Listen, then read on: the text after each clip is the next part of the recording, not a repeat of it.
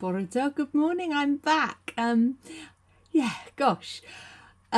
hasn't worked out quite as I expected. It's quite late at night, and I'm not even taking my coat off because it's cold down here, and I just needed to record something because I promised you I would. I ended up spending quite a long time at the hospital today for one reason or another, and the best laid plans all went to one side. But that's the way, isn't it? And I did really want to put a little video up for you to say that I'd had a lovely break and the rest was good. I walked and walked and walked. Will and I walked thousands of steps, which is all good, and made up for the number of donuts that I ate. Dublin was interesting, not least because we coincided with Biden, which meant there was all sorts of weird and wonderful things going on to get in our way with that. And it rained like you've never seen. It was like being in Wales. But I am well rested. And one of the things that I chose to do to ensure I was well rested is I turned off all the social media and all the apps on my phone. So the only people I was really in touch with were the children by ordinary messaging. And it was so lovely. It felt like a risky thing to do. And then I thought, no, actually, I've told everybody where I am and I'm on holiday, and that's okay to do. And once I'd got my head around it, it was quite liberating, actually, and I'm recommending it to you. I almost wonder whether I ought to perhaps do one day a week. It could be a Friday, couldn't it, where I just do not look at any social media or do any of the apps that intrude so much.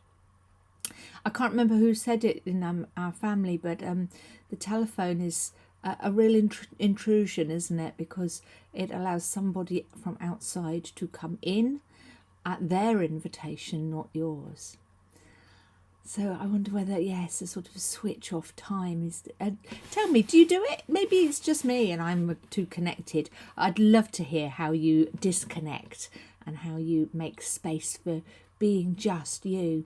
It's what we're called to do as Christians in terms of our prayer life, isn't it? Just stop sometimes and be with God. And actually I do that really well. But if I'm not making the effort to do it with God, I don't seem to do it about anything else.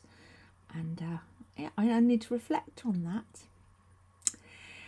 I prayed a lot while I was away. Of course, prayer just isn't a ceaseless thing. And a bit of a lifeblood, isn't it?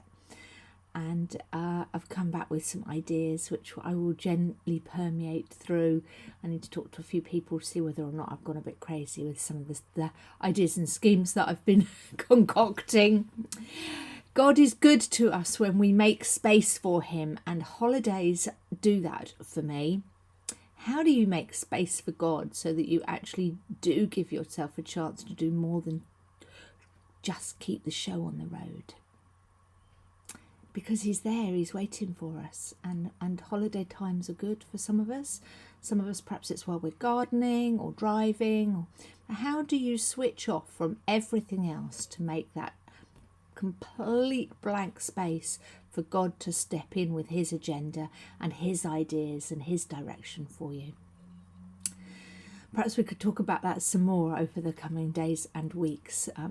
Drop me a line, stop me in the street, let's talk about it. How do we make space for God to do the real talking instead of us all just keep the show on the road? That's probably enough for tonight because I need to upload this as well, and I'm feeling a bit tired, and it wasn't my intention to start the new week tired, but that's it, isn't it?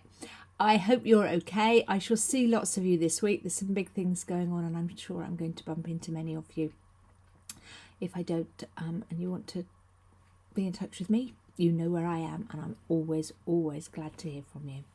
Have a lovely Monday, and I will be praying. God bless you all.